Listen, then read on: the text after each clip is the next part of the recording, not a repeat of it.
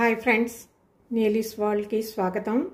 ఈరోజు నేను మీకు ట్రెడిషనల్ వేలోని చేసి కందా బచ్చలి కూర చూపిద్దాం అనుకుంటున్నాను. ఇది మనకి జనరల్గా పెళ్ళిళ్ళలో వాటిలో ఏదైనా ఇంట్లో ఫంక్షన్స్ అయినప్పుడు ఎక్కువగా చేస్తూ ఉంటారు కదా. ఇది మనం చాలా ఈజీగా చేసుకోవచ్చు. సో అది ఎలా చేయడమో చూద్దాము. ముందుగా వాటికి కావాల్సిన పదార్థాలు ఏంటో చూద్దాము.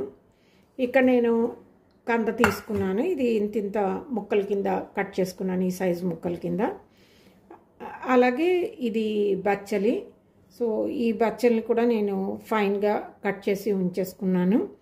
కొద్దిగా చింతపండు నానపెట్టి ఉంచుకున్నాను. కొంచెం చింతపండు రసం అవసరం అవుతుంది. ఇంకా ఇందులో ఒక 1 స్పూన్ ఆవాలు, ఒక 1 స్పూన్ బియ్యము, కొద్దిగా ఎండుమిర్చి, వీటిని నేను నానపెట్టి ఉంచాను. ఇది ఒక 1 అవర్ మనకి నానాలి. ఎందుకంటే ఇలా నానితేనే మనకి పేస్ట్ చేసినప్పుడు మిక్సీలో ఈజీగా నలుగుతుంది. సో ఇవి ముందుగానే నానపెట్టి ఉంచుకున్నాను. అలాగే పల్లీలు, ఇంకా ఒక 2 పచ్చిమిరపకాయలు, కొద్దిగా కరివేపాకు, మిగిలినవి పోపు సామాన్లు, సాల్ట్, పసుపు, ఇవి కావాల్సి ఉంటాయి. సో ఇంకెందుకు ఆలస్యం, ప్రొసీజర్లోకి వెళ్ళిపోదాము. ముందుగా స్టవ్ ఆన్ చేసి ఒక కడాయి పెట్టుకుని దాంట్లో వాటర్ వేసాను. సో ఇప్పుడు ఇందులోని మనం ఈ పల్లీలు ఉన్నాయి కదా, ఈ పల్లీలు, కంద ముక్కలు ఉన్నాయి కదా, ఇవి వేసేద్దాము. సాధారణంగా కొంతమంది ఏం చేస్తారు అంటే మనం పల్లీల్ని ఉడికించకుండా పోపులో కూడా వేసుకుంటారు. కావాలి అంటే అలా కూడా చేసుకోవచ్చు. బట్ నేనైతే ఈ రకంగా చేస్తాను. పల్లీలు కూడా కొద్దిగా బాయిల్ అయితే దాని టేస్ట్ కొంచెం డిఫరెంట్గా ఉంటుంది. అందుకని పల్లీల్ని కూడా నేను బాయిల్ చేస్తాను. ఇప్పుడు ఇందులో మనం సాల్ట్ ఇంకా పసుపు వేద్దాము. రుచికి సరిపడినంత సాల్ట్, అలాగే పసుపు. ఇది మనము ఒక 70% కుక్ అయ్యే వరకు వీటిని ఉడికించాలి. ఇలా ఉడికిన తర్వాత అప్పుడు మనం ఇందులో బచ్చలాకు వేద్దాము. ఎందుకంటే ఆకుకూర కదా, ఫాస్ట్గా అది బాయిల్ అయిపోతుంది. సో అందుకని ఇది మనం ఒక 70% ఉడికి వరకు దీన్ని బాయిల్ చేద్దాం. ఇది బాయిల్ అయ్యే లోపుని మనం నానపెట్టుకున్న ఆవాలు, బియ్యం, వీటిని మనం మిక్సీలో వేసి మెత్తగా పేస్ట్ చేసేద్దాము. సో దీని మీద ఒక మూత పెట్టేద్దాము. సో అప్పుడు ఇది కుక్ అవుతుంది. ఇప్పుడు ఒక మిక్సీ జార్ తీసుకుని అందులో ఈ నానపెట్టి ఉంచుకున్న ఎండుమిరపకాయలు, అలాగే ఈ బియ్యము ఇంకా ఆవాలు ఉన్నాయి కదా, ఇవి. బియ్యం ఎందుకు వేస్తాము అంటే ఒకటి మనం కూర చేసినప్పుడు థిక్నెస్ వస్తుంది. రెండోది ఏంటంటే ఆవాలు మనకి చేదు రాకుండా ఉంటాయి. సో అందుకని కొద్దిగా బియ్యం ఇంకా ఆవాలు వేసుకుంటాము. అలాగే ఇందులో కొద్దిగా పసుపు, ఇది వేసి దీన్ని మెత్తగా గ్రైండ్ చేసేద్దాము. సో ఇక్కడ మన ఆవాలు ఇంకా బియ్యం మెత్తగా పేస్ట్ చేసేసాను. దీన్ని ఇప్పుడు ఒక చిన్న కప్లోకి తీసేద్దాము.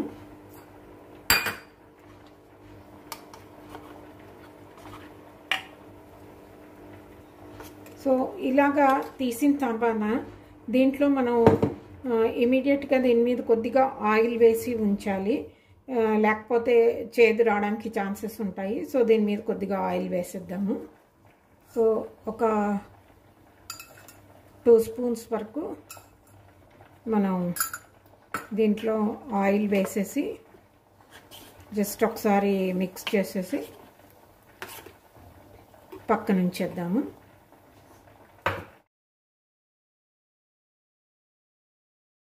ఈ కంద ఎంతవరకు బాయిల్ అయింది అన్నది చూద్దాము.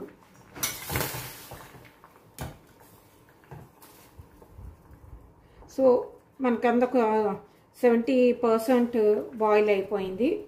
ఇప్పుడు ఈ స్టేజ్లో మనం దీంట్లో ఈ తరిగిపెట్టి ఉంచుకున్న ఈ బచ్చలాకు ఉంది కదా, దీన్ని వేసేద్దాము.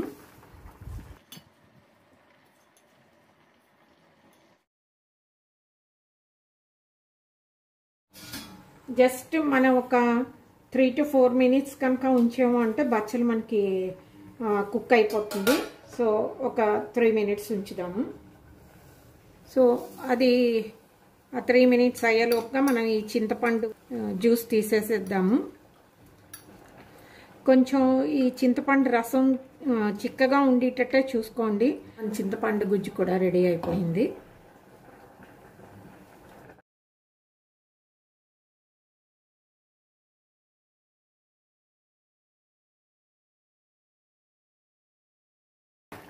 మన బచ్చలు కూడా కుక్ అయిపోయింది. సో ఇప్పుడు మనం దీన్ని చిల్లుల గిన్నెలో వేసి ఈ వాటర్ అంతటిని తీసేద్దాము, వడకట్టేద్దాము. ఇప్పుడు మళ్ళీ సేమ్ కడాయిని మనం స్టవ్ మీద పెడదాము. ఇప్పుడు ఇందులో కొద్దిగా ఆయిల్, అలాగే పోపు సామాన్లు, కొంచెం ఆవాలు, కొద్దిగా శనగపప్పు, కొద్దిగా మినప్పప్పు, కొద్దిగా జీలకర్ర, 2 మెంతి గింజలు.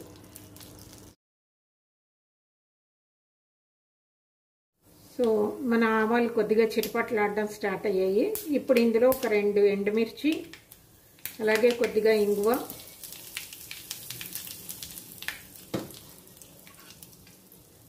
ఇంకా ఒక 2 పచ్చిమిర్చి, కరివేపాకు.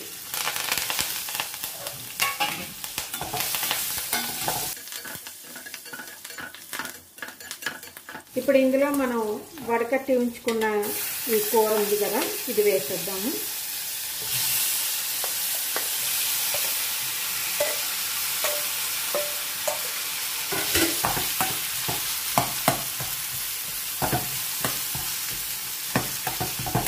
మనం జస్ట్ ఒకసారి గరిటతోటి వీటిని కొద్దిగా స్మాష్ చేసినట్టు చేద్దాము.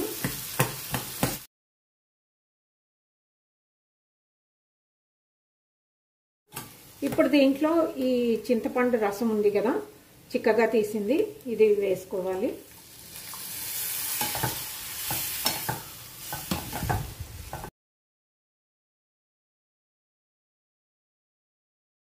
సో మనం చింతపండు రసం చిక్కగా తీసుకోవడం వల్ల ఏంటంటే ఇమీడియట్గా అది కూర అంతా దాన్ని పీల్ చేసుకుంటుంది.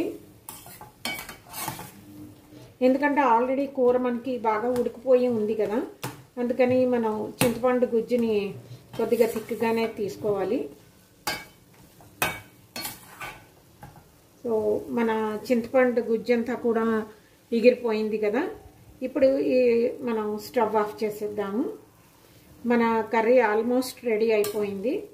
అయితే స్టవ్ ఆఫ్ చేసిన తర్వాత అప్పుడు మనం ఇందులో ముందుగా తిప్పి ఉంచుకున్న ఈ ఆవాలు, ఇంకా ఇది పేస్ట్ ఉంది కదా, బియ్యం పేస్ట్, దీన్ని మిక్స్ చేయాలి. ఎప్పుడు కూడా ఇది స్టవ్ ఆపిన తర్వాత మాత్రమే మనం మిక్స్ చేయాలి, లేకపోతే చేదు వస్తుంది.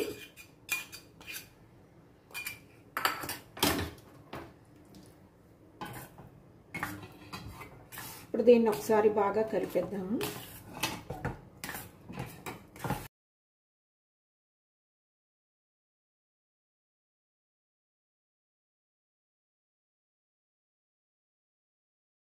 మన కర్రీ రెడీ అయిపోయింది. దీన్ని డిష్ అవుట్ చేసేద్దాము.